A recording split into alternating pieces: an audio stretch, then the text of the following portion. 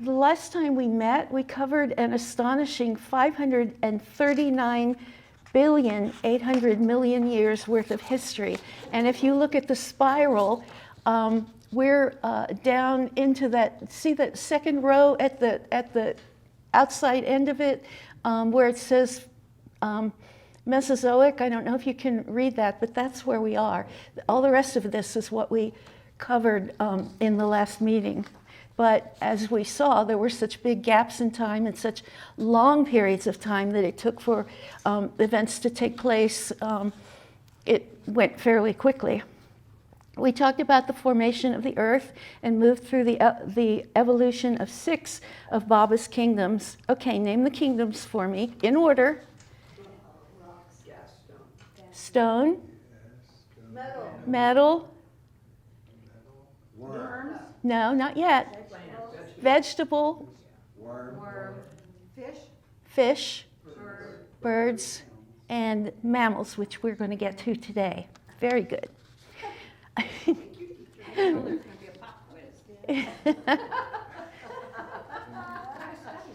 We saw that Baba's explanations about spiritual evolution, which takes place in the subtle world, not evolution as science explains it, which takes place in the physical or gross world. This is why some of Baba's explanations are so very perplexing, because science can only describe what it sees and can measure empirically in physical form, and we just don't have the spiritual capabilities to see what lies beyond our limited perspectives.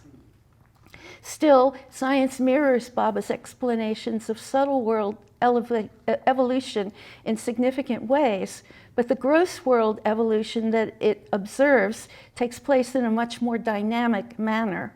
It's not tidy like Baba's explanations are, with one kingdom following after the last, one after another.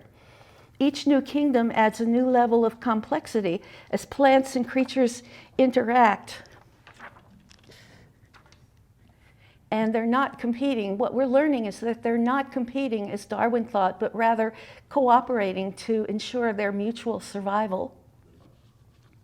It's kind of like a very complex and unpredictable science experiment, sometimes trial and error, but ultimately mostly successful experiment that has no foreseeable ending, and we, as the observers, are part of the experiment.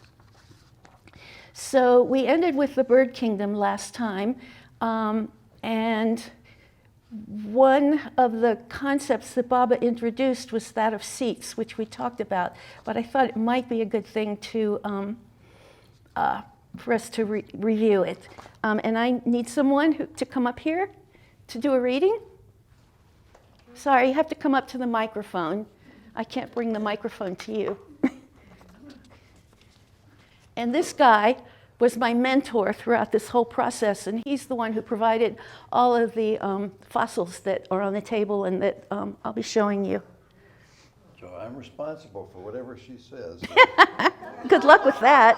Okay.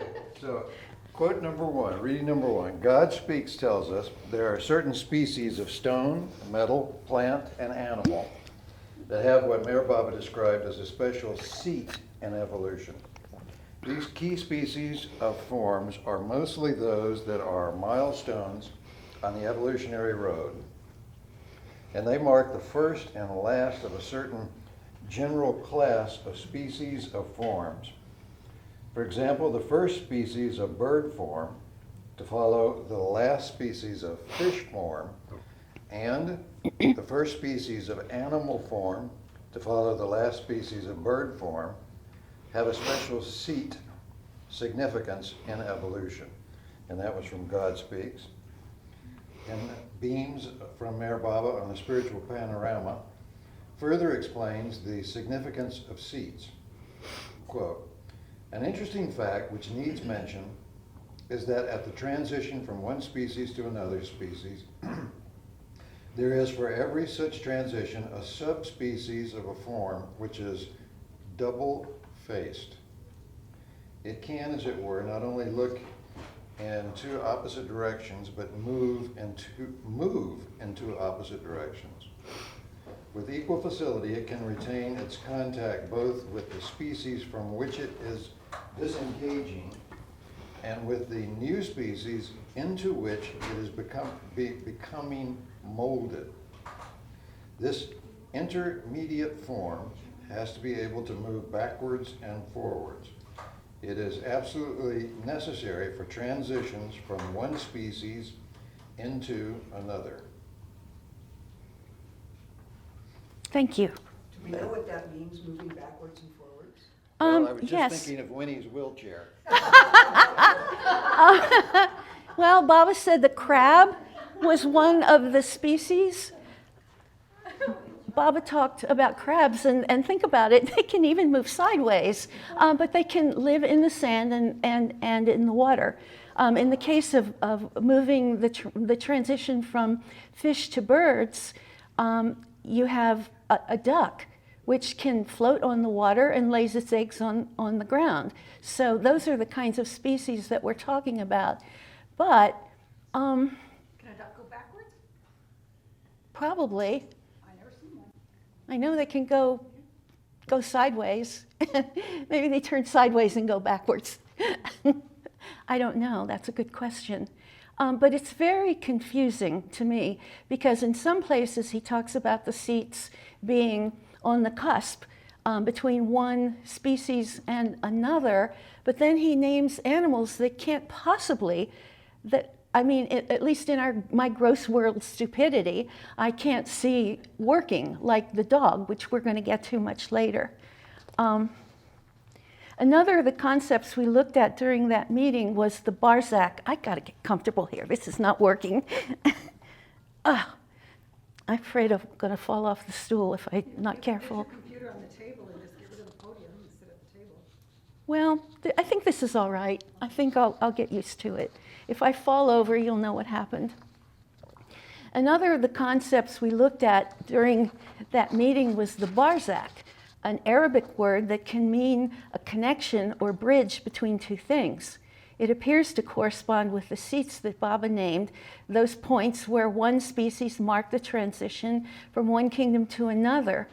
But none of our sources documents that Baba ever used that word, although he might have, as it has been used by several disciples, including Ivy Deuce and Phyllis Frederick. Baba names the turkey as the seat for birds. And I reintroduce my Thanksgiving turkey here, who doesn't fit Baba's description of the last bird species, unless turkeys are descended from, cassowaries or something. So it's really confusing, and I don't honestly understand some of it, so don't be surprised if you go away not understanding it either, because I can't necessarily explain it properly. We just have to take Baba's word, that from a spiritual standpoint, from the subtle world standpoint, that's what works. That's what happens. The turkey can fly, but it spends most of its time earthbound, as will the animals that come after. But in an article from The Awakener, Phyllis Frederick intimated that Baba might have mentioned penguin as well, which we'll come back to later. Baba did a great deal of work with the fortunate creatures that crossed his path, from the famous bowl of goldfish that were passengers on the blue bus to that lucky turtle who was outside the barn when he came out from one of his sessions at Myrtle Beach. His pet birds included Moti the peacock and Mitu the parrot, as well as baby parrots, mynas, and salunkis, which are pretty little Indian songbirds, I think, that the women love to raise. He had a golden oriole, and then there's the story of the hoopoe that literally died at his feet in Bangalore. Then there were the birds that Elizabeth tried to sneak on the train that she'd gotten from the bird market in the Calcutta Bazaar, which unfortunately died before she got them back to Mehrabad. And of course, there were the visits to the zoos during the Blue Bus tours. And I think we all remember this wonderful story of the birds just coming alive and singing for Baba all at one time during his visit to the aviary at the London Zoo. We'll come back to Baba's work with animals when we get a little further along into the animal kingdom. And now we can pick up with science's timeline of Earth history and evolution. We already have plants, insects, reptiles, which include the dinosaurs, as well as amphibians, small mammals, and fish, and as we have just seen, birds. But at 145 million years ago, Earth enters the Cretaceous era, an age of biodiversity that will last for 79 million years. As flowering plants began to evolve, so do the insect pollinators that ensure their propagation. Whoops. There we go.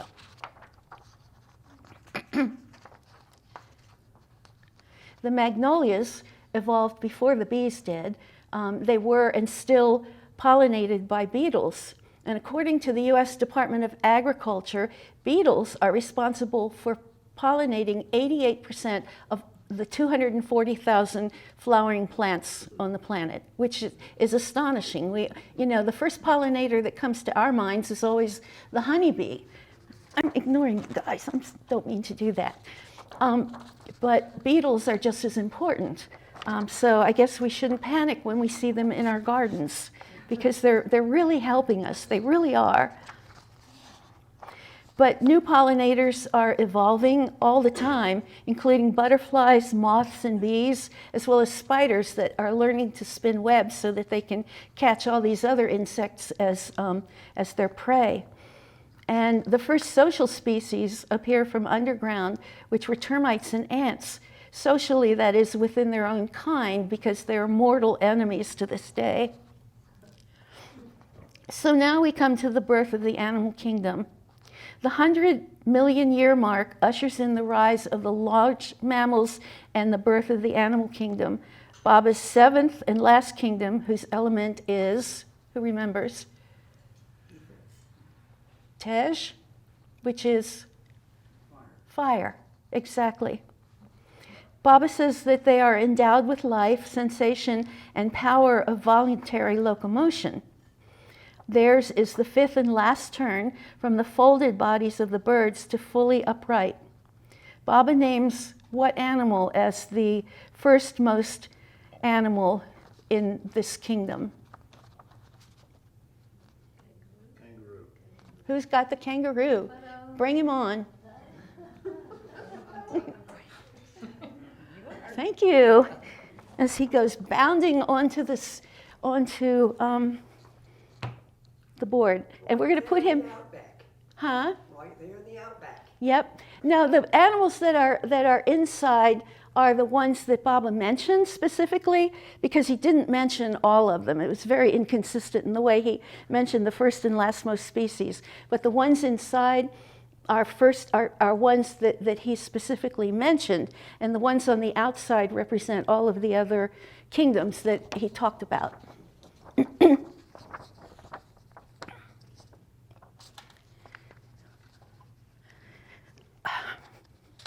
The kangaroo bounces from air to earth, as we have seen, and he's really an anomaly. I mean, can you think of any other animal that navigates that way? I can't. And he's also a marsupial, which makes him also kind of unusual. And one of the concepts that I ran into again and again was the fact that as environments separated, they began to evolve in different directions. And think about Australia. It's way out there by itself. And I don't know how many species you can find of plants or animals in Australia that aren't found anywhere else in the world, including the marsupials, as far as I know, because kangaroos can't swim. So they didn't ever make it to Asia. And to me, they're a really funny animal for Baba to pick. Also because it may be true, well, of course it is true in spiritual evolution because Baba said so, but from the standpoint of evolutionary biology as we know it in the gross world, there had to have been a lot of other animals that came before the kangaroo in order to get to that, really large animal. There are kangaroo rats in Arizona. Do they really hop? But they're not marsupials. They're not marsupials. What is the marsupial? Mm, They have a pouch. they have the pouch. Oh, they have a pouch. Yeah, that they can carry their young around in. There are other kinds of marsupials. I mean, there are other animals who are marsupials. There's lots of them, but they're mostly in Australia. What animal did Baba name as the lastmost in the animal kingdom? No, that's where we get confused. Is that an ape? An ape, a monkey. Did anybody get the chimpanzee? Yay. That's why I knew it was an ape. I looked at it. So this guy goes at this end of the mammals, but we have a lot more to talk about. Of course, there is that story about Baba's search for the perfect primate. Do you remember that? I talked about it in the Blue Bus tours. Most of the monkeys that he was presented with had no special response to him. They just kind of sat there in their cages and didn't respond to him at all, which is really a shame on their parts because he... Just like us. Until he found Jumpy, that tiny pocket monkey in the animal market in Calcutta, who practically flew into his arms the moment he was released from his cage. And I think I have a picture here. Oh, why are we not moving forward?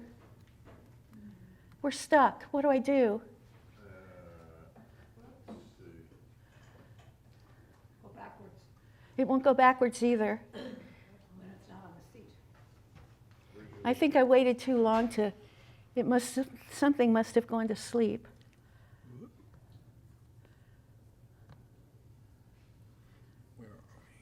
You're right here. Right here. The blue one. Yeah, I can't see that. It's okay. All right. Okay.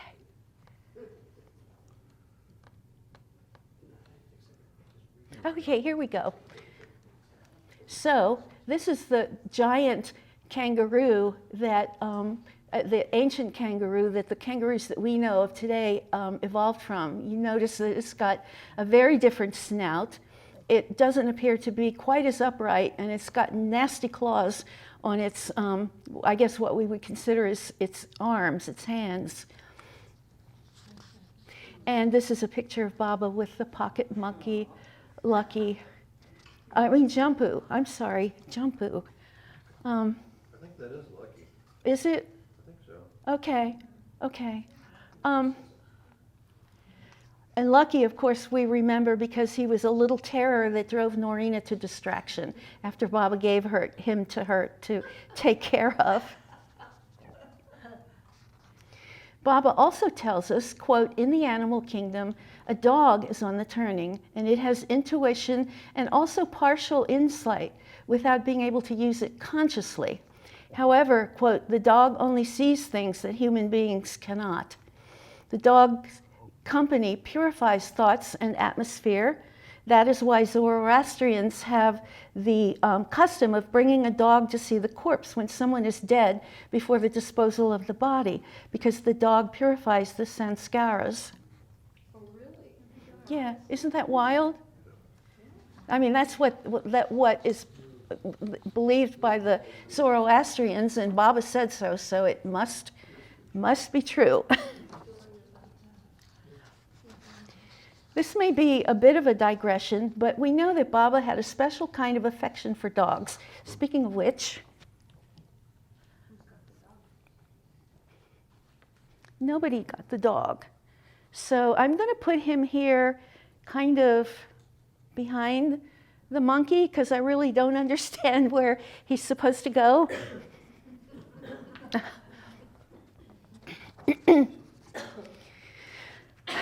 We know that Baba kept a succession of canines, including Canute, which was a white Siberian husky that was given to him by Anita De Caro. Chum, the watchdog that was so protective of his master that he once tried to bite Rano when she reached under Baba's chair to straighten his sandals. Foundy, a Newfoundland that he gave to Elizabeth. Chummy, as opposed to Chum. I guess Baba just liked that name. Chummy was a golden Cocker Spaniel, just to name but a few of them. And Merwan Jasawala recalled that there were 3 Merzad dogs, Moti, which means pearl, and Barkus and Raleigh, whose names really don't need any translation. Barkus, get it? Sorry. Baba's last dog was an emaciated puppy. Bless his heart, he wandered into Mandalay Hall when all the men were gathered there, and the men, Erich wanted to shoo him away and get rid of him, but Baba insisted that they didn't, and they kept him, and they ended up calling him Ramu, which means playful, because he was so good at performing tricks. Baba said that when a master touches a dead animal, it takes a human life in its next incarnation. And indeed, he told Elizabeth that Kippy, her beloved Boston Terrier, was going to come back in its next incarnation, in its next life as a yogi. He said that the elephant in the Pune Zoo would also be human in its next life. It wasn't dead yet. Wow, I didn't hear that, but I guess he must have touched her. Did he touch her? Sure. Yeah. It's such a lovely story about her. Was she the one who bowed okay, maybe it was a circus, but Margaret tells a story about Baba taking the women to a circus, and there was an elephant. And they went around to look at the animals after the circus presentation was over, and the elephant was chained, but she started doing her dance again for Baba, which is just... Didn't she garland him too? Didn't she take I never heard that. I think that might be a stretch, but maybe the one in Pune garlanded him, but I've never heard that. I'll have to try and track that down. That would be pretty phenomenal. too much time to do that? Okay. And Baba also did a lot of extraordinary but secret work in seclusion with the puppy Warrior during World War II. And I thought it would be interesting to hear exactly what he said about that work. So I have a second reading. Would someone like to come up and read it? I will. Okay, come on up.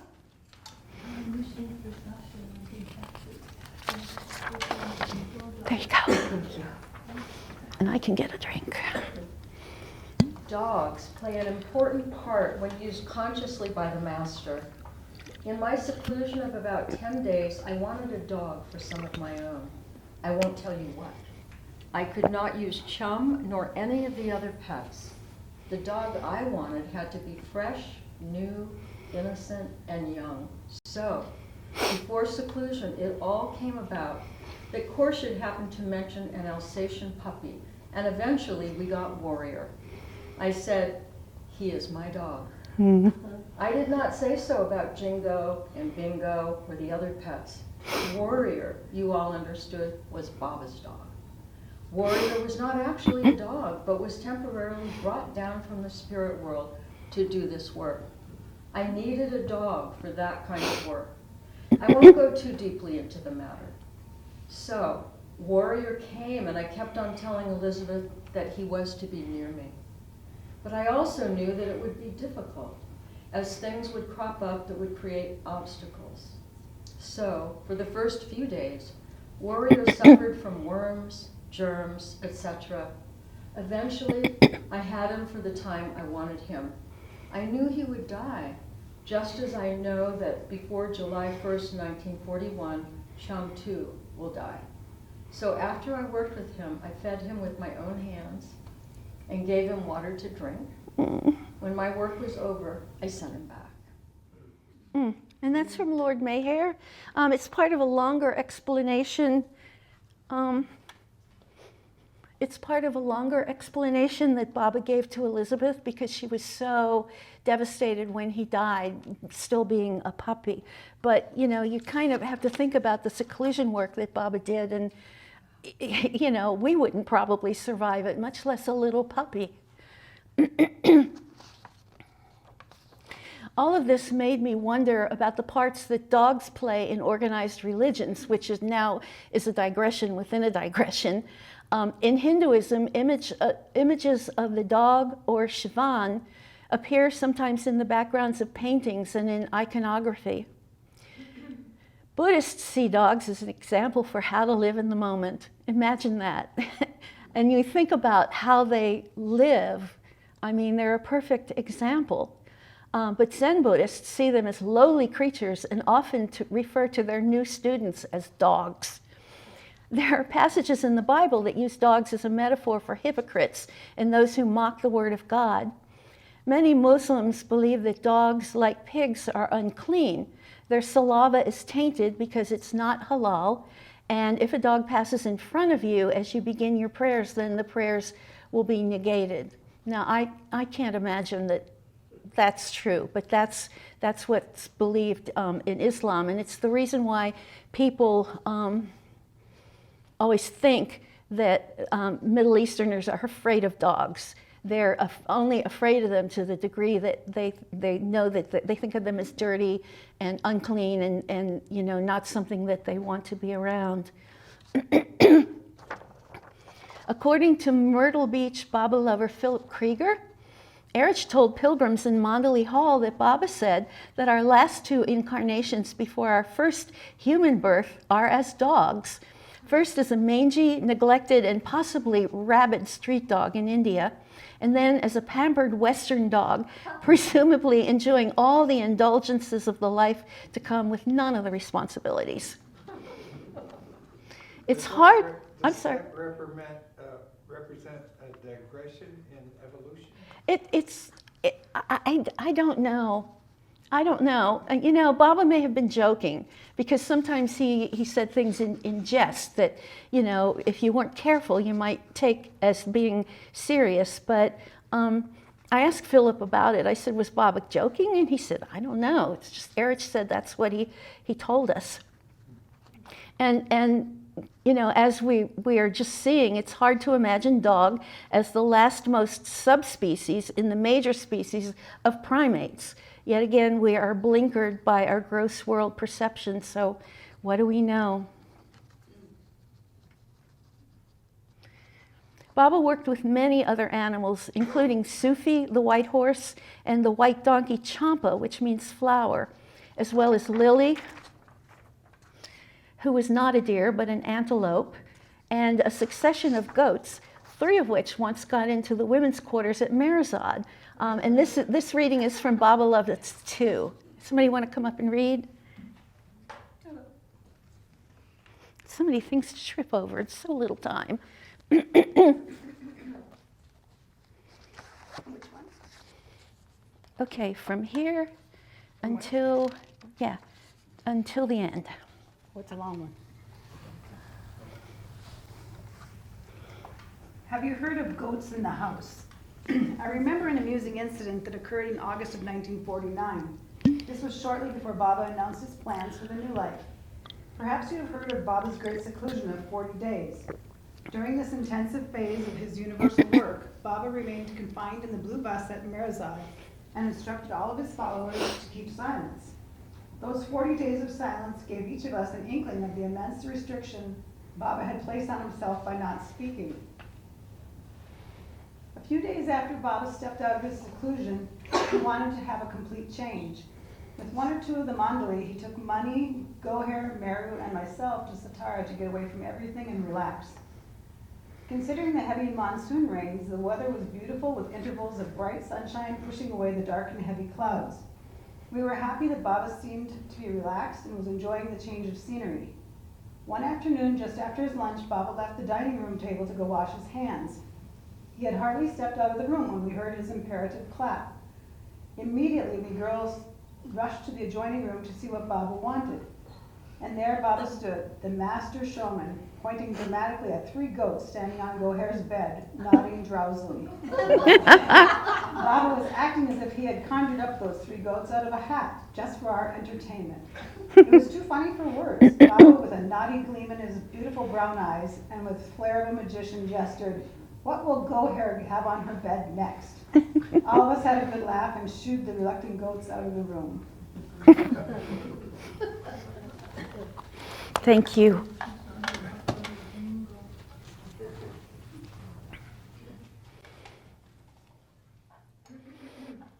Irene Billow recalled having to give one of the goats enemas because Baba fed it with the most, continually fed it with the most choice tidbits from the table until it got sick and it got constipated. And so then she would have to perform salt enemas, which I think is real service to the avatar.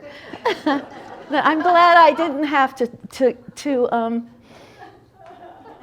perform. Baba also had a pair of English bull calves that the women nurtured in the menagerie on the hill until they grew too big and had to be moved to Lower Mehrabad. And later, of course, we know that they pulled the caravan in the New Life, and we can be pretty sure that they came back as humans too. Returning to our evolutionary time of events, over the next 34 million years, seismic events foretell the separation of the supercontinent Pangaea, which we talked about last time. Pangaea was a supercontinent that formed when all of the smaller bodies of land and continents that had been kind of floating all around for millions of years, that all somehow came together. And on the left, you can see what it looked like. And I don't know if you can read you probably can't read it, but it shows which parts of the world it's separated into. There's North China, Siberia. Maybe I can try and point them out.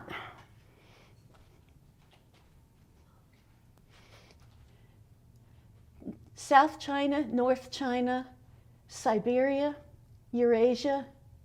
I think probably India's somewhere in here. Europe, North America, South America, Arabia, because remember we have South America and Africa together, and then Africa, and then a place called Gondwana, which formed Australia. Oh, here's India, gracious. And Gondwana formed Australia, and then Antarctica, which broke off. And once the continents separated, they moved around in the northern and southern hemisphere, which meant that they were going to begin to develop their own exclusive kinds of climates and environments for plants and animals to evolve in, which is why we see the way various species are distributed around the world.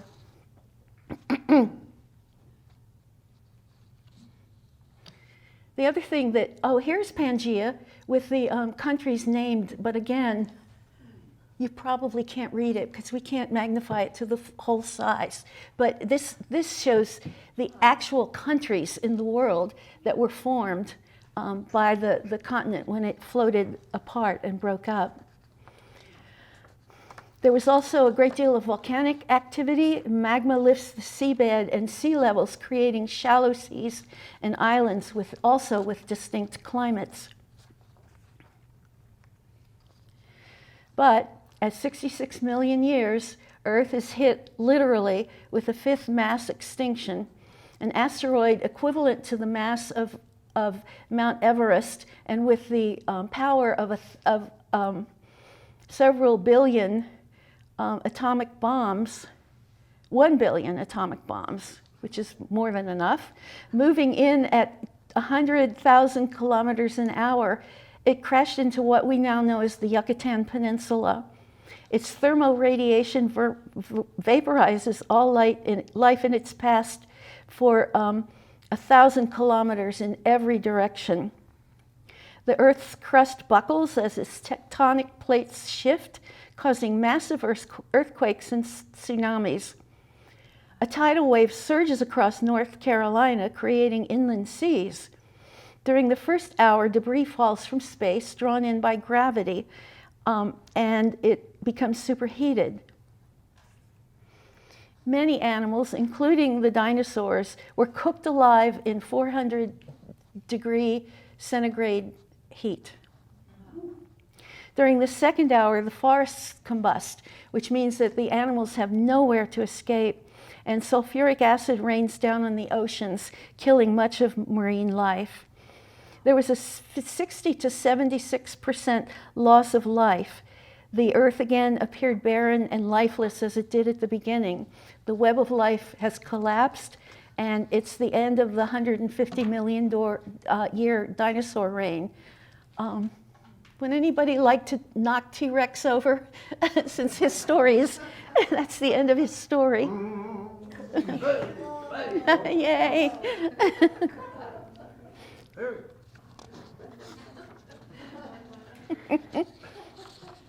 Did it make you feel like God? PBS did a great thing on dinosaur. that, I think. I'm sorry? I know PBS did a great thing on that Yeah. about a year ago. Yeah, I have to look for it. The term for an end of a cycle in spiritual time, that is Mahapralaya, when God breathes in all of creation and there's an interim of time before he breathes out again.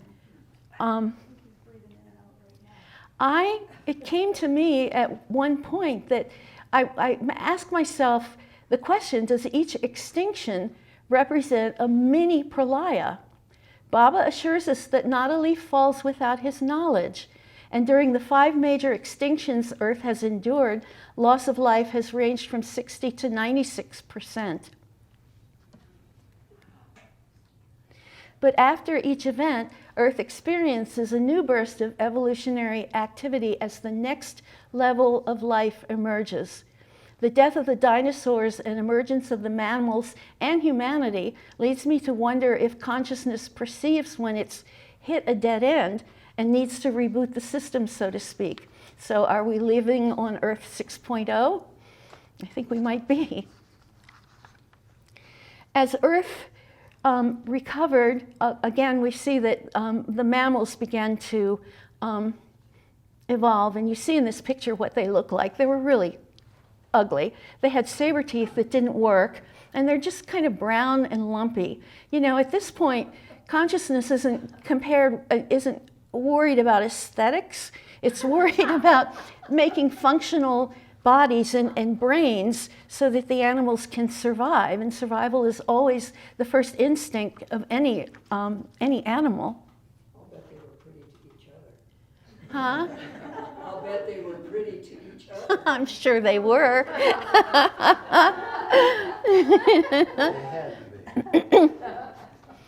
Also, the conifers and ginkgo trees begin to thrive at high latitudes, followed eventually by the oak trees. And the tropics also began to appear and to recover, creating vastly different environments from the north. And then the first rainforests appeared in South America and also in Africa. Meanwhile, one mammal migrates back into the water.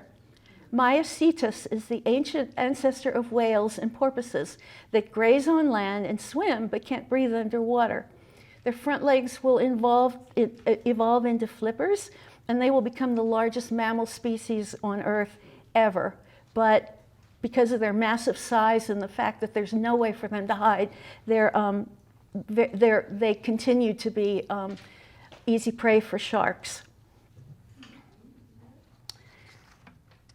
Sloths appear in South America. Does anybody have the sloth? Bring him on up. Wait a minute, it's gonna take a while. Here it comes. No, I think I'll go back to sleep. Oh, thank you. And he makes a slow way down here into the... I had to include sloths because they're such an anomaly. They really are. I mean, what else? They are. They're incredible. You're supposed to sit up. Sit up. No, it can't sit up, it's a sloth. Okay, I'm going to put him like that. I saw a video fairly recently of a sloth jam on a highway in South America, and all the traffic literally stopped while this sloth just lumbered one limb at a pine at a time, hugging the ground the way they do. And it was going to take forever. So a man got out of the car in front, and he came around behind it, and he picked it up so gently behind its arms, and it just kind of went limp and let him do it. And he carried it on across the road and put it on a tree, and it was perfectly happy. Turned around and smiled at him. So they're very benign creatures, but they're also prey because of their slowness. They're prey for predators, but they can swim. Who would have thought that sloths can swim? Huh? I didn't either until I read it. It's on the internet, it must be true. No, it was from a reputable source.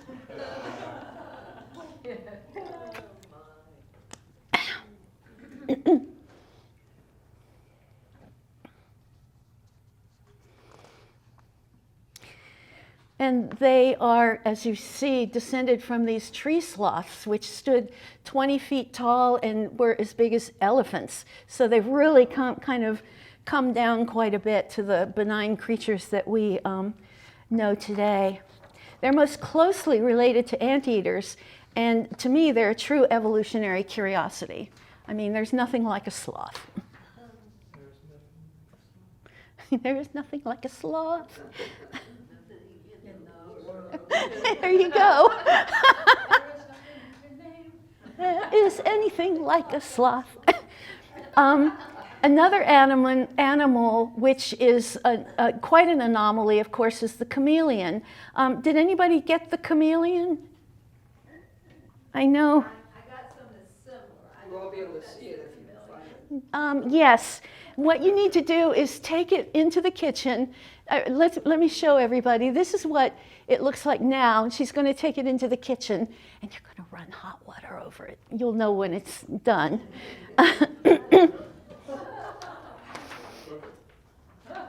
Actually, yeah, boiling water, boiled chameleon, yum. I think everybody would agree that it's one of evolution's most fascinating creatures. The earliest chameleon fossil was found in China, but these old world reptiles are probably far older and probably originated in Africa. Little is known, even at this time, about their ability to change colors. Chameleons and octopi are among the very few animals that can change color to blend in with their environment on demand at any time when they need to, when there's someone a predator is coming. And he's just beautiful, isn't he? He looks like he's made of beads. At about 50 million years ago, India and Asia collide to create a new supercontinent. The crashing of tectonic plates creates the Himalayas, which are Earth's youngest mountain range, 2,500 kilometers long, 9 kilometers high, and still growing. This photo, taken from the International Space Station, gives you a sense of the magnitude of this mountain range from space. Adapting to this harsh, cold, vertical environment, some lowland cats evolve into Himalayan snow leopards. Did somebody got the snow leopard, right? The little white leopard? Who's got it? That's him. There we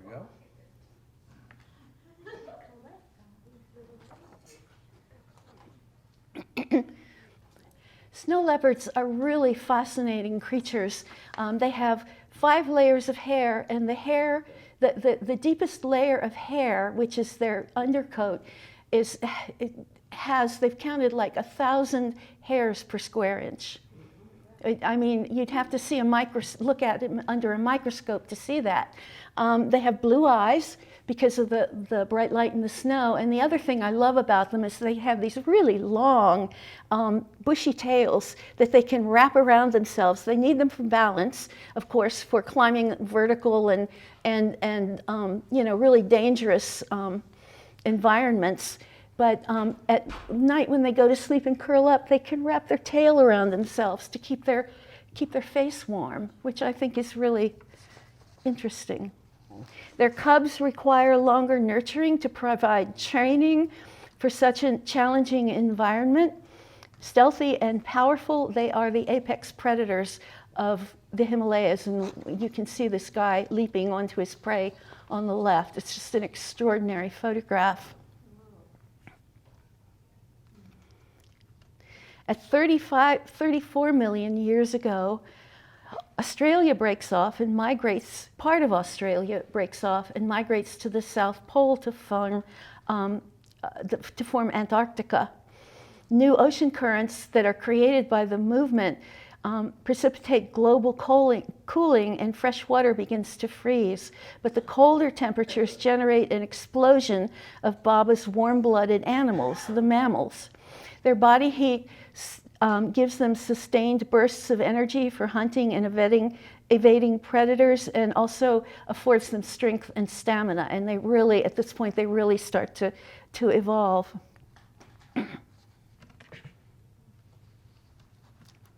A mere million years later, a minor extinction event occurs, which is called the Great Drying. Northern hemisphere conditions become harsher, and some plants begin to die. Wildfires create vast swaths of land to allow for the rise of grasses that cover 1/5 of the Earth's surface. I didn't know that. I think that's amazing. The vast tropical jungles of Africa morph into the deserts that we know today. Animals that cannot digest grass face extinction. Enter the grazers, whose adaptations include big teeth and fat bellies, so that they can have multiple stomachs that allow them to digest the grass. They travel in herds that offer safety in numbers, but this only makes them more conspicuous and obvious prey. The big cat predators, do we have a lion, a tiger, and a cheetah? Oh my. Okay. Oh, sorry. My tiger. I love big cats. All right, now they're up here. Great. These big cat predators, which have been evolving for the past 175 million years, get smarter. They become very creative, and they begin to hunt in teams, and they learn to split the herds when hunting. And if you've ever seen, on a documentary, you've seen especially lions hunting, mostly the females that do the work, and they will come in from different sides and confuse the herd so that they don't know what direction to run in. And once they get confused, then each lion picks one specific animal and chases that animal, which I think is really interesting. You'd think they'd go for whoever was at the back, but they go for one specific animal, which they may or may not bring down.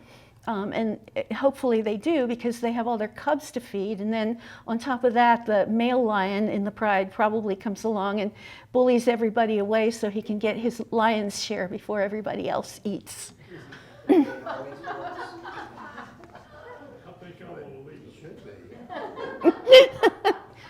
The ancestors of giraffes began to evolve long necks to reach the acacia leaves that grazers can't reach. And they are the only animal to evolve in such a manner. Did anybody get the giraffe? Okay. I love giraffes.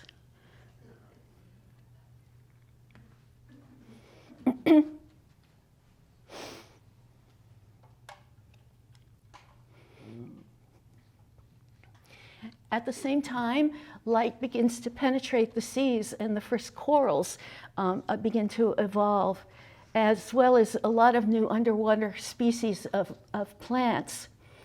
Ivy Deuce identified coral as the Barzak between minerals in the stone kingdom and the vegetable kingdom. Coral is the product of small polyps that secrete calcium carbonate a mineral that hardens into the formations that are the foundations for coral reefs. But polyps are classified as marine invertebrates, not plants. So here we have what appears to be a connection between stone and worm, which is the first kingdom that includes what we consider to be animals. It's still a Barzak, just not the way that Ivy envisioned it.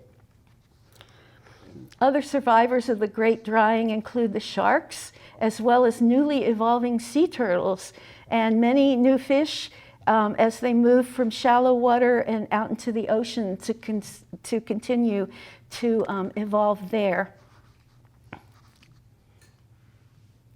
Penguins. Who doesn't love a penguin? Survivors of the Great Drying, come on up. I don't have it. You said- I do, yeah, because we didn't want him to get broken. I'm going to put him there. Come on up for your reading. I know. That's why I didn't have him standing up, because I can't stand it. It's distracting when his head does that. Let's see.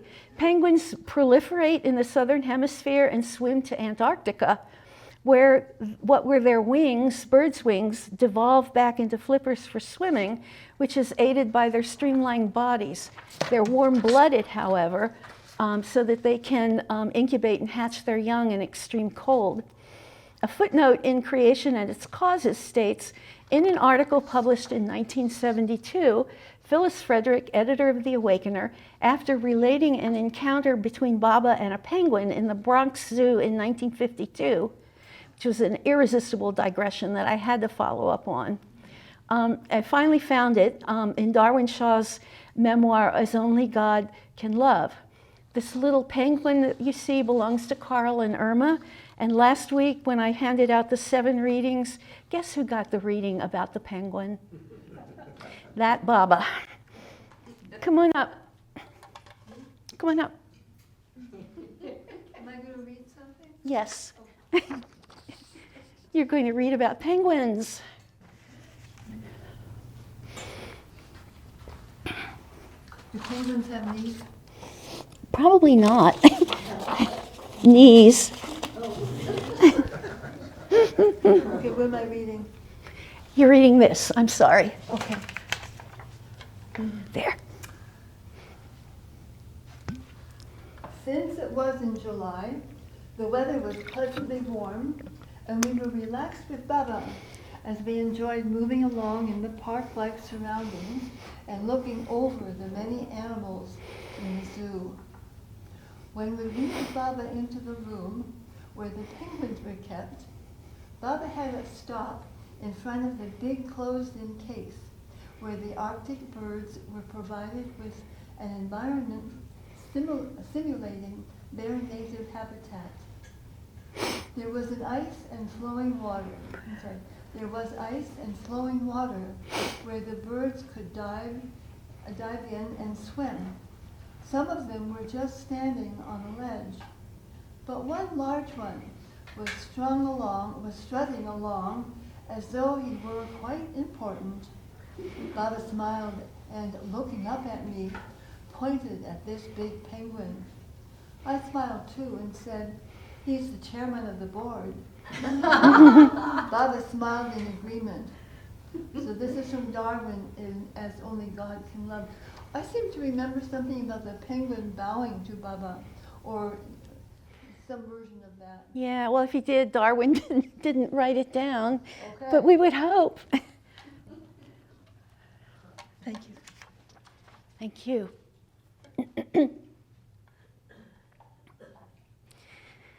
This incident prompted Phyllis to observe, quote, "Don't forget, Baba said that the penguin is the Barzak, or last bird form, also the most intelligent of all birds."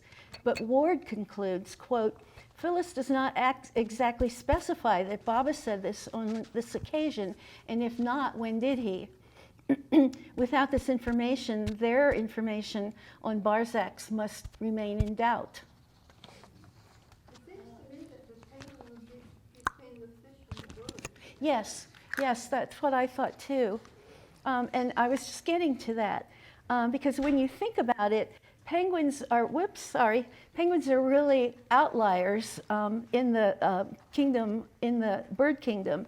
They're thickly feathered but flightless birds with flippers rather than wings that spend. What's going on? Okay.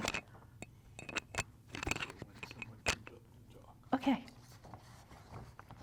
They have flippers rather than wings, and they spend most of their lives in the sea, swimming in a great loop, leaving their breeding grounds and feeding on fish, like fish, in open water, but returning to breed in this very same place exactly 1 year later. Maybe that's why they fascinated us that much. Well, probably that and the way they waddle. I mean, really, who doesn't love a penguin? That movie, March of the Penguins, that came out a number of years ago, was so magnificent. How they stood there, the male stood there over the egg while the female. Yeah, they take turns. They take turns. It's really wonderful. And the other wonderful thing is that there are a lot of gay penguin couples, apparently. And in the zoos, if the zookeepers recognize that, they'll take an egg from an abandoned egg, or I don't know if they can lay 2 eggs at a time, but they give them an egg and they still nurture it together. 2 male penguins will nurture an egg and the baby penguin that hatches, which is just really wonderful. I'd like to tell that story to the Supreme Court. Wouldn't you? Oops. Also at this time, the primates began evolving into baboons, coming down to be from the treetops to become ground dwellers, which was what allowed them to begin to stand upright. They're also growing larger and stronger, forming troops that compete for food and territory, and developing the social intelligence needed for human evolution. There's a story that I didn't include in here, but I thought about it this morning. There's a program There's a program on Netflix. I think it's called The Kingdom, but I'm not sure. It's a documentary about a troop of apes and the way they have to defend themselves. There's this group of apes that have their own territory, and then there are the north side apes and the east side apes, and they're always trying to impinge on one another's territory. And there are several really frightening battles between them when the intruders come into this group's territory. I can't remember what they named this troop. But anyway, there was also a lot of jostling among the older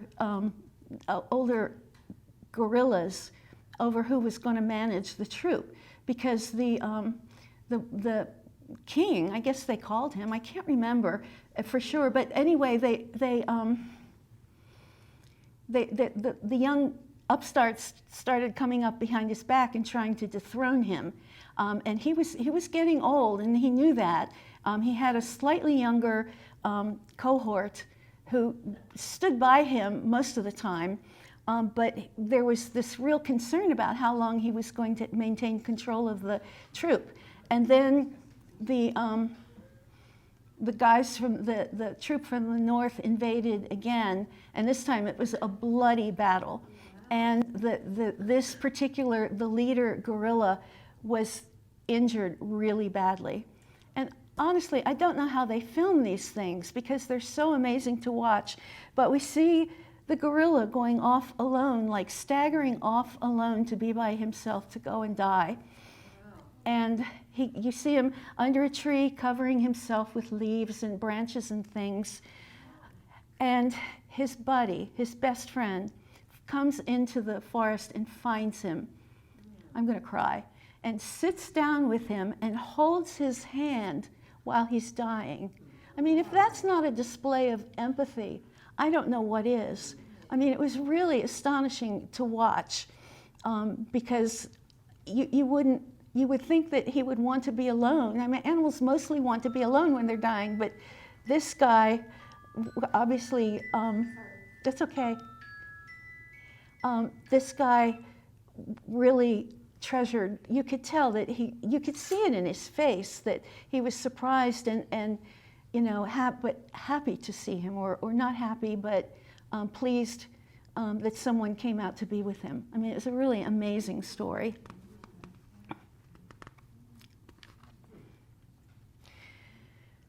Sea creatures continue to evolve, including sand dollars, or sand cookies, as they're called in New Zealand, which made me wonder if they're sand biscuits in Australia. Sand bickies. They're actually flat burrowing sea urchins, which I never knew. It's illegal to collect a live sand dollar. The sand dollars that we collect on the beach, the white ones, are actually just their skeletons. They're not fossils, they're skeletons. And it's illegal to collect them if they're still alive. But I found one in a tidal pool on a beach in South Carolina, and it was one of the most exquisite things I've ever seen. I picked it up and held it in my hand, and it was iridescent. I mean, it just sparkled in the sunlight, and it was green and blue and purple, and all of these colors, no matter, you know, however I moved my hand, the colors would change. I mean, it was a miraculous thing. And I put it back. It would never have occurred to me to keep it because it would have died. But I have to call that one of the most extraordinary experiences I've ever had in nature.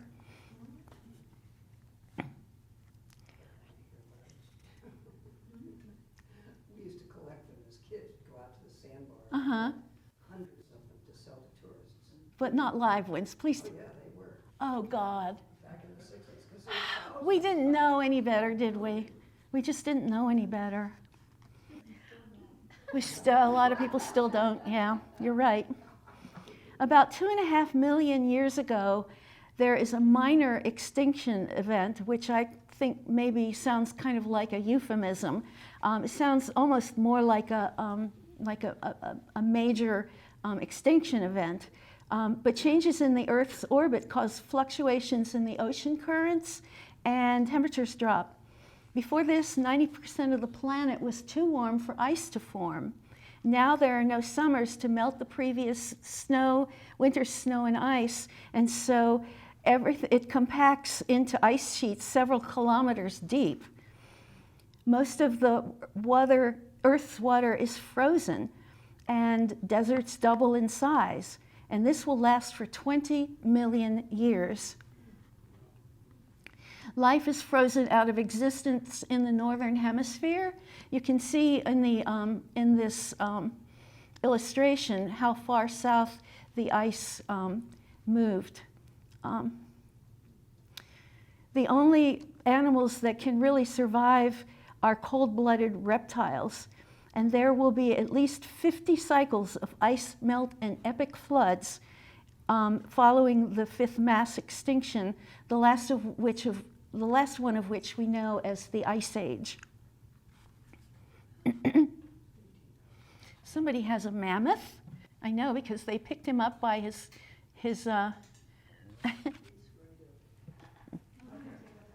Bring him up. Thank you. I really love mammoths too. It's hard not to love them, huh? It's so big, it's mammoth. It is. I have to tell you a story about this guy. You know how Baba works, how we'll start something, but we're like, does he really want me to do this? And then he gives you some prasad. You know, he gives you a reason to keep going. But he, you know, indicates that he knows that you're having this dilemma, and he's like, okay, it's all right, I've got you, I've got your back.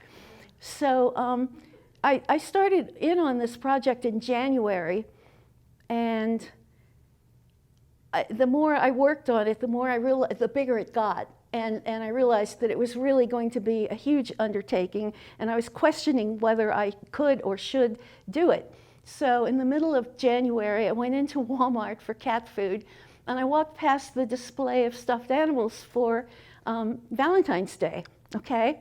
And this guy practically jumped off the shelf into my arms. I swear he did. You know, I mean, how many of you have ever seen a stuffed mammoth before? I mean, he's really special. And he had a tag on him that said he was an elephant, but he's clearly not an elephant. You know, he's got these wonderful tusks and this, you know, curly trunk and brown fur and this little tuft on his head. And I had to bring him home. He's been my muse for the last 6 months. What's his name? I can't settle on a name. I thought Woolly Willy, but I'm not really sure about that.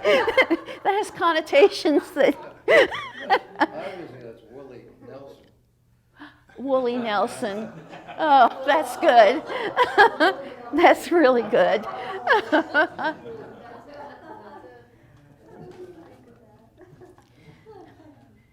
The mammoths were the ancestors of elephants which had migrated from Africa millions of years before, during the time that Pangea was still together, before Pangea started to break up. Their thick coats are made up of 5 different kinds of hair, allowing them to survive in the cold. They are already forming matriarchal societies with the females and young to ensure safety, and they're also by now accustomed to long migrations. And when you think about it, a migration from, you know, Africa to North America would have been fairly a big undertaking. And of course, they didn't know where they were going.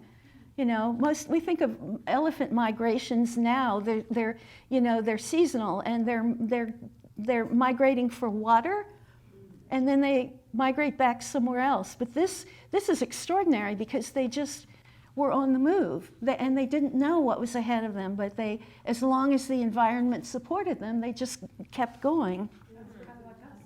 Hmm? Kind of like us. Yeah, kind of like us. Their chief predators are the cave lions, and you can see a cave lion here on one side. They were very fierce. They were light-colored. They didn't have ruffs like the lions that we see today. And on the other side is what people mistakenly call a saber-toothed tiger. It's actually a saber-toothed cat. It's not related to tigers, and it's only very distantly related to the big cats that we know today. So they were enemies. They were enemies, yeah, because they preyed on the same animals. They were both apex predators, but they were not meant to survive because at 16 million years, Earth experiences what's called an environmental event, which was a highly selective extinction that lasted for 6,000 years. Earth's orbit changes and temperatures rise yet again, so that the walls of glacial ice from the Big Freeze collapse and precipitate so much flooding that a massive lake forms in the middle of North America. I've actually seen pictures where the water goes right up to the Appalachian Mountains, and you can see that even then that this, not that the mammoths called it Appalachia, but that was the first name that was given to that region, which contains, of course, the mountains that we're so familiar with, and it went all the way up into Canada. The lake was almost 4,000 square miles wide and 375 miles deep. I saw deep. I had to recheck it. I think that's right. Well, I mean, I can recheck it. I can recheck it, but that's Probably, that seems very deep. kilometers. That's still pretty deep. But feet, meters? Feet would just be ridiculous, you know? Who cares if it's 375 feet deep? So it's a big number. I just don't know what it was. I heard miles. I did say miles.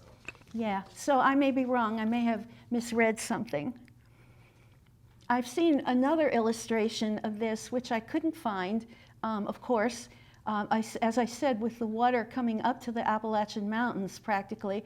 And then I ran across a map of the United States showing all the tributaries that run from the eastern Rockies and the western Appalachian Mountains, all feeding into the Mississippi River. And every rivulet, every stream, every spring, you know, every brook, every river eventually ran into that massive river that just kept getting bigger and bigger. And it showed all of them on the map, and it was just really amazing. And of course, I couldn't find it when I went back to look for it because I wanted to make a slide, but you can really see how the water, this vast lake, affected the geography of the middle of the United States. Susan, Yeah? I've been sort of studying geology. Mm-hmm. I'm not going to say why, but after Pangea, when the continents went together, that's when the Appalachians were formed. Mm-hmm. And they were as high or higher than the Himalayas. Exactly. The gap on the other side, on the western side of the Appalachians, they say was 8 miles deep. Wow. And that the erosion from the Appalachians filled that gap. Ah. And some of that erosive material was as far away as Arizona at this point. Wow. That's so interesting. Wow. Thanks for sharing that. During this event, this environmental event, farther south, tremors trigger earthquakes that create a wall of dust more than 300 feet tall. Now, I know that number's right. And they cause, after 10 hours, there's a tsunami cutting a 500-mile wide path across the ocean, causing a mega flood that only recedes after 3 days. About 70% of mammals, mammoths, cave lions, and other large species die out, leaving a safer environment for the mammals that we know today to evolve and thrive.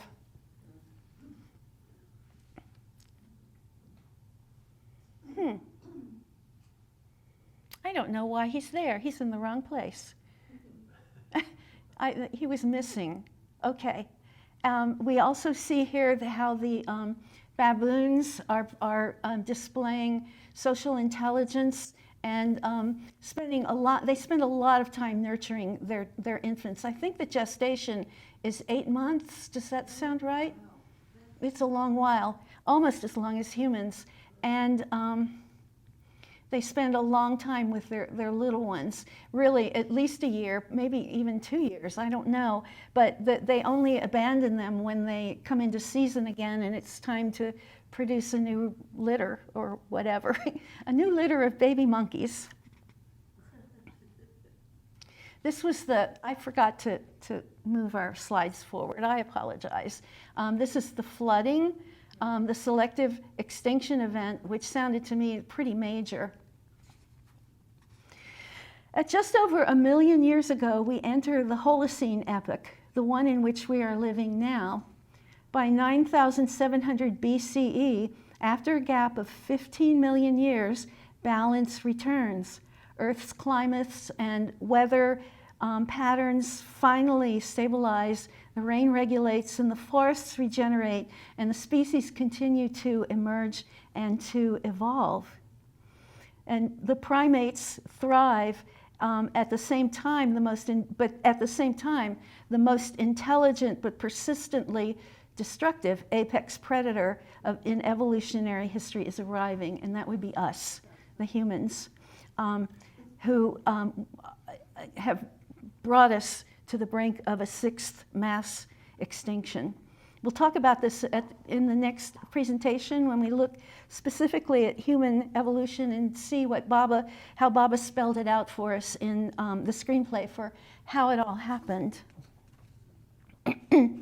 So that's what I have that's written.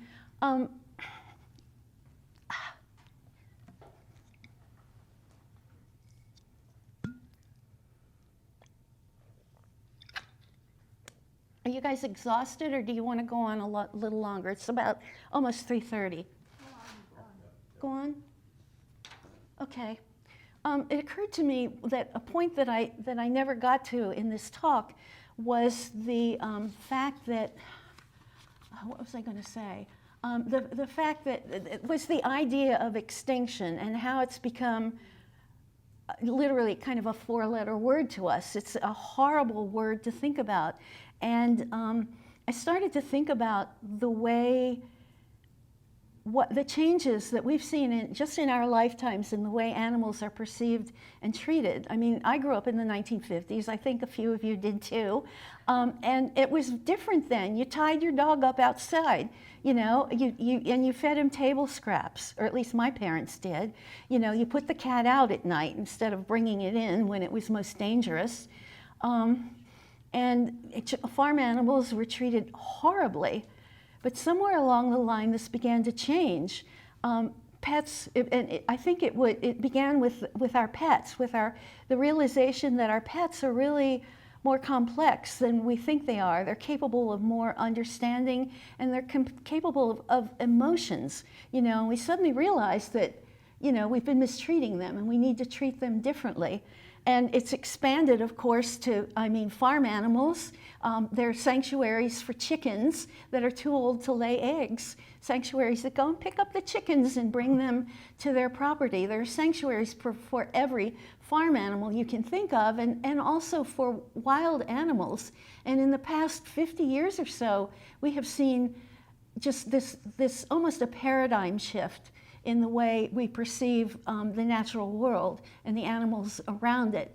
And, you know, we have ambassadors, if you call them that, like Jane Goodall and, what's his name? The British guy, Attenborough, Sir David Attenborough, who I just absolutely adore, you know, who have brought to the forefront so much information about creatures in the wild, and we owe them so much for what they've done. And now, if you go onto Netflix, you can find tons of documentaries about wildlife, about evolution, about plants. I mean, it's right there. And I don't understand why some people aren't taking it in. You know, and we all know that there are points of hope, that there are these small farms that are farming sustainably or doing these wonderful, amazing things that could save us, except that it's on such a small scale. And how do you communicate that to the world at large? You know, you've got them, and on the other side of the scale, you've got agribusiness, and you've got these huge corporations that just don't give a you-know-what. For what they do. Everything's about now. How much money can we make now? They're not even thinking of their own grandchildren and the world that they're leaving them. And it's, you know, the balance is not good.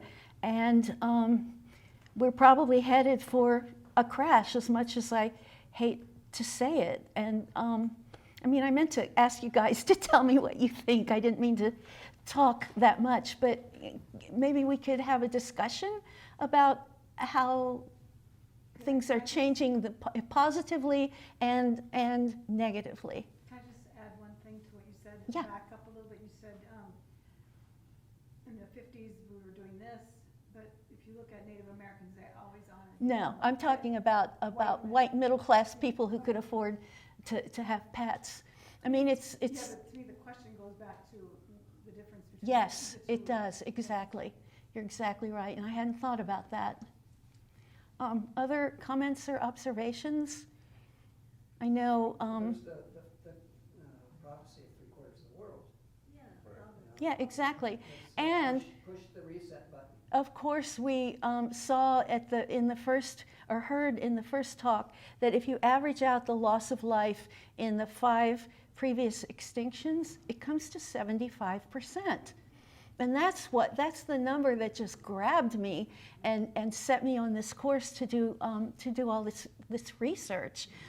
We know that Baba's got us in his hands, and I'm really glad we know, because right now I'd be like Irma's broken egg. You know, I am reaching my breaking point, and it's a really hard time to be alive, and I feel sorry for young people, and I feel sorry for the people who don't have Baba, because they have no idea that there's a beginning, a new beginning, tacked on to what looks like it's going to be a really horrific ending.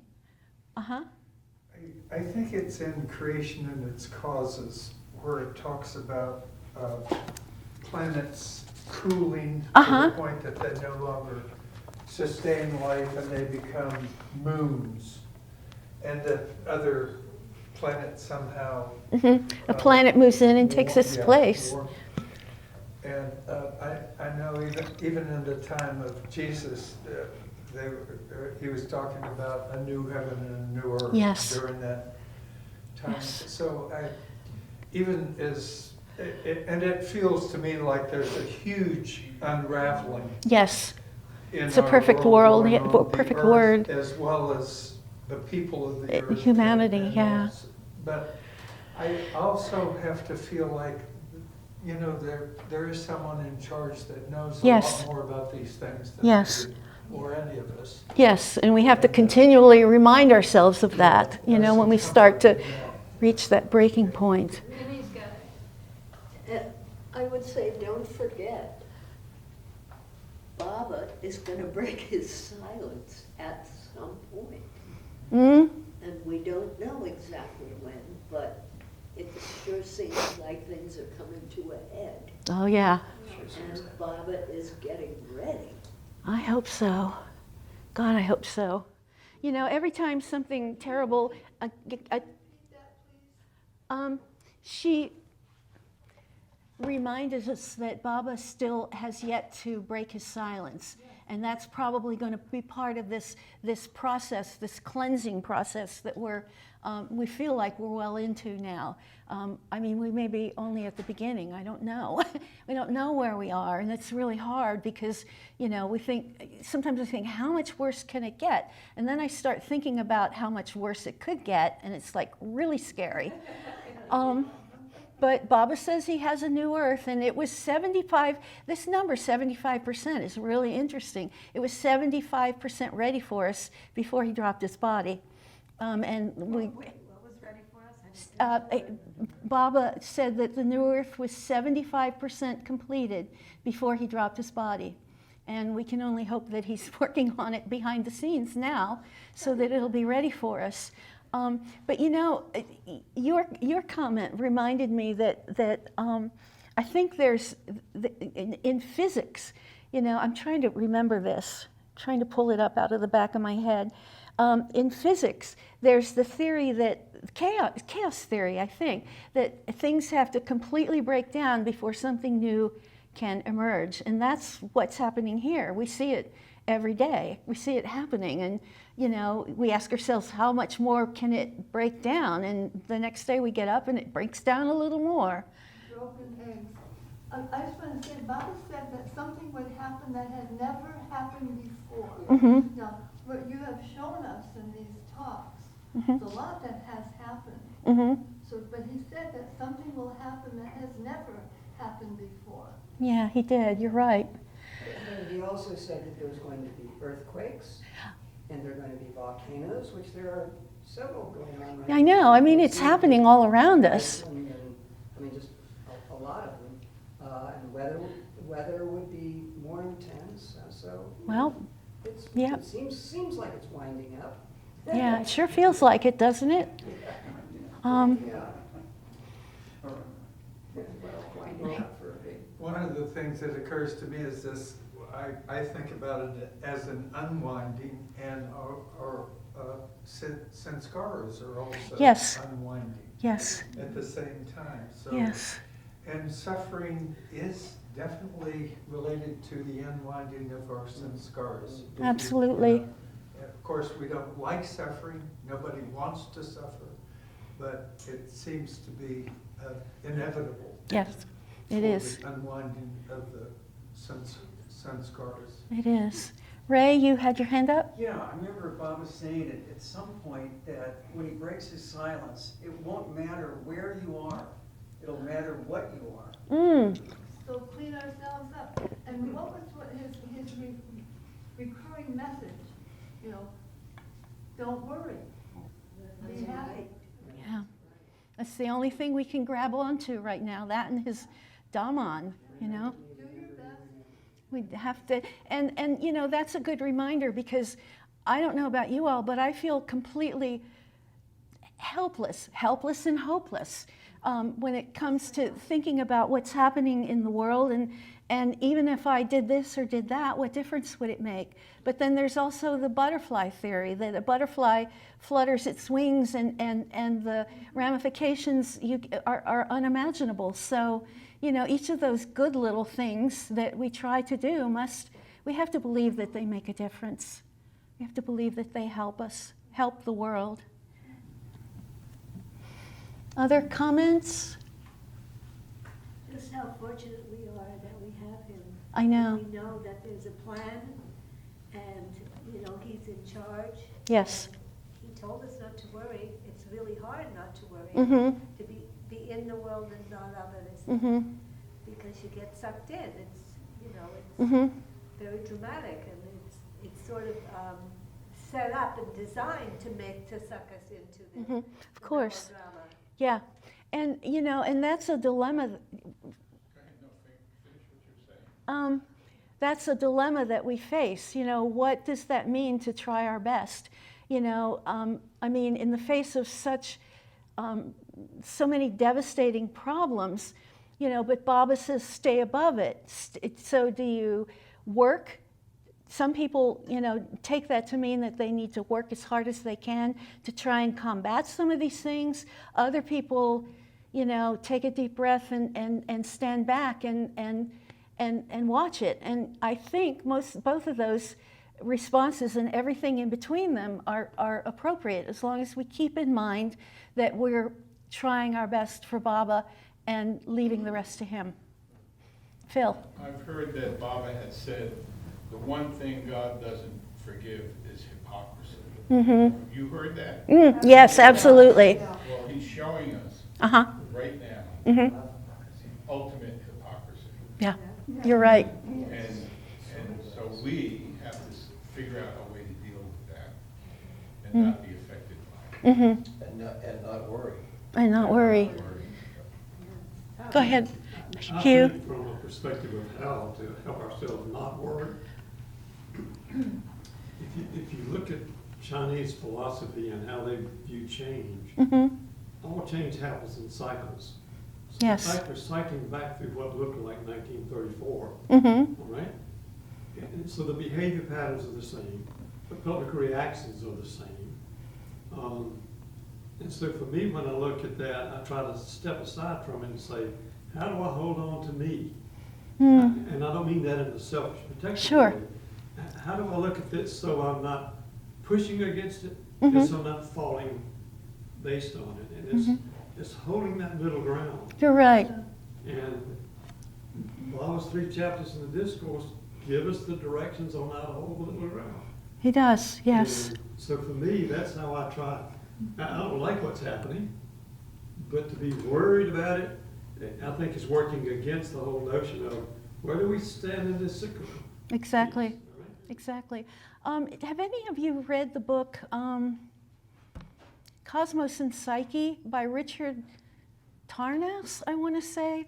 It's probably about 10 or 12 years old. It's about this thick, and I read it, and it's absolutely amazing if you're interested in astrology, but it's astrology taking a big step back. It's not the day-to-day astrology junk that we see in the newspaper or magazines. It's astrology from almost looking outside of it, stepping outside of astrological and events and astronomical events that predict the cycles that we go through. And it's really extraordinary because it defines a series of cycles that are so obvious, you know, when you stand back and look at them. But what he didn't do was project it into the future, which just kills me. And I've actually thought of writing him a letter and saying, would you take this and, you know, and project it to where we are now? Because it would be so helpful to know, you know, whether at the beginning of this or, you know, exactly what it is. Because when you look around you, you can see that we're not the only ones who are experiencing this. It's all over the world. You know, there are dictators coming up in countries that have been democratic. You know, everybody's suffering from the environment. I mean, all those people, 1,300 people who died in Mecca, was just heartbreaking. So, you know, no one is immune from it, which means that it's, you know, I don't know if we can take comfort in it or not, but, you know, it's happening everywhere, you know, which tells me that it's happening exactly the way it's supposed to. You know, that when you look at it that way, you know, you really see Baba's hand. You know, Baba's got his arms wrapped around the planet, and thank God for that. Hindu Vedic astrologers are looking to the future. They do predict all that stuff. But for us, Baba said he takes away our astrology. So he takes that. So to me, that means he's just telling us, kind of, you can't do anything about it. Don't worry about it. Yeah. I got you. It is what it is. It is what it is. And when I say I've got you, I want to think that means something good and exciting and happy. But it's not. Yeah. It's whatever our karma and our Yeah. sanskars mean for each individual person, how that ending or how that plays out. Right. And my husband and I both are pretty much our only prayer now is, thank God Baba's in charge. Yep. That's what we say Yep. every morning. Yep. Baba's in charge, thank God Yep. Baba's in charge. Yep. Yep. You can't say it often enough. We have our grandsons coming next week, and I want to know, when are you going to publish your board game? You know, I thought about that. I thought about that. You know, if I could figure out how to do it, it would be kind of fun. Oh, sorry, I just touched, I couldn't resist squeezing that little foam ball on the microphone. It made it squeak. I'm sorry. And Wooly Nelson could be the grand prize. Nobody gets Wooly Nelson from me. I want to say a couple of other things. Your comment about your grandsons reminded me. Oh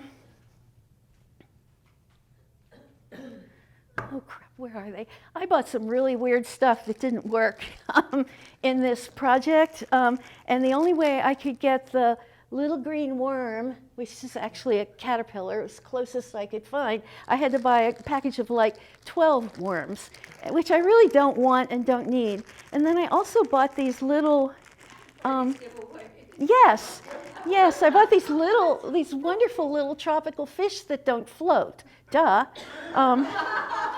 So I'm going to just put these out on the table, and anyone who wants to take them for their grandchildren is welcome to them, as well as this doll that I bought. It was the closest thing to a rag doll I could find, and her hair's kind of weird, and she doesn't really fold into the postures of the, you know, the turns or turnings in the, or were they the turns in you know, the movement from one kingdom to the next. So if anybody would like her, you can have her. Now, she could be the prize, but don't touch don't touch Willie. You know, there's something that, Chris, when you said that about your grandchildren, I don't have children, I don't have grandchildren, but I know children. And there's some really phenomenal children coming up. And I think Baba has supplied some of the upcoming generations and children with something many of us don't have, and they do. And I think he's equipping some kids that will be adults for exactly what needs to happen. That's just my And we can you take guys who have grandchildren, take might heart see in your own that. grandchildren, I don't know. Yeah, There's some phenomenal kids out there. yeah. Let's just hope the school system can support them. Let's hope their parents can. Yeah. So oh, here he is. He's probably already faded, hasn't he? He's been in hot water for a long time. Oh, okay. See, he's turned turquoise blue with X's, and he looks nothing like the one that was pictured on the website, Amazon website, and it makes me so mad. I might even still try and return him. I don't know. Oh, I forgot my asteroid. I had an asteroid to come in and knock down T-Rex. And I forgot Smilodon. How many of you remember watching Death Valley Days in the 50s? Remember, there were, I swear to God, there were mammoths and there were what we call the saber-toothed tigers in there. That was my first introduction to this kind of stuff. And I have this vivid memory, so, you know, I don't think I'm making it up. Does anybody else remember watching Death Valley days? Oh, I remember watching it, I don't remember that though. I swear I do. Let's see, Smilodon needs to get knocked down too because he didn't make it. And my zebra. I forgot about my zebra. Did you catch that picture of the poor zebra pulling the carriage? Oh, God. The British were like the worst when it came to how they treated the animals that made it back live. There was a little monkey, maybe chimpanzee, in the London Zoo at the time that Darwin was working on his book. And I can't remember what they called her, but they dressed her up like a little girl, like a little Victorian girl, and taught her how to pour tea. The monkey? The monkey. I know, and people would come to see her, you know, at certain times of the day, she'd have tea. And it was like they couldn't deal with her wildness. They had to make her into one of us. And it's disgusting, really. But that anthropomorphizing, it occurs a lot today. It does. People say it does. What will the next episode of this be? The next episode will be human evolution from the scientific standpoint and what Baba said about it. And we're going to look at some of the things that he wrote in how it all happened. We are not going to be talking about Atma, okay? We're not going that deep. That's Ward's purview. You know, we're going to deal with the I don't want to say the easier stuff, but the more accessible aspects of the things that Baba told us. And when is that one? That one is, it's the end of July. We're in July, aren't we? It's the beginning of July. August 2nd.